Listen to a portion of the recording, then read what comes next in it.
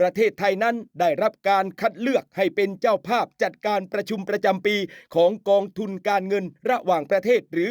IMF และกลุ่มธนาคารโลกในปีพุทธศักราช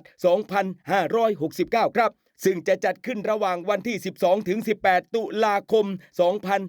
2569 ณ ศูนย์การประชุมแห่งชาติสิริกิติ์กรุงเทพมหานคร ซึ่งก็นับว่าเป็นก้าวสำคัญแล้วครับในเส้นทางด้านการทูตและเศรษฐกิจของประเทศไทย แล้วการประชุมครั้งนี้สะท้อนถึงความมุ่งมั่นของประเทศไทยในการส่งเสริมความร่วมมือระหว่างประเทศและการพัฒนาอย่างยั่งยืนในฐานะที่ประเทศไทยเป็นสมาชิกที่มีบทบาทในประชาคมการเงินโลกโดยประเทศไทยมีประสบการณ์ยาวนานเลยทีเดียวด้านการเป็นผู้นำในระดับภูมิภาคและการเปลี่ยนแปลงทางเศรษฐกิจกันด้วย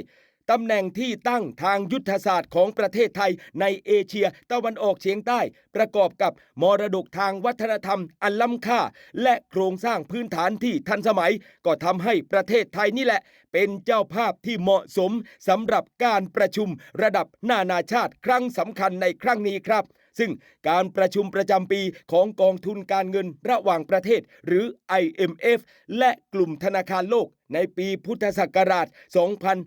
2569 จะเป็นเวทีแสดงถึงความมุ่งมั่นของประเทศไทยแล้วครับทั้งในด้านนวัตกรรมความยั่งยืนและการเติบโตอย่างทั่วถึงซึ่งเราชาวไทยทั้งประเทศเรียกว่าพร้อมแล้ว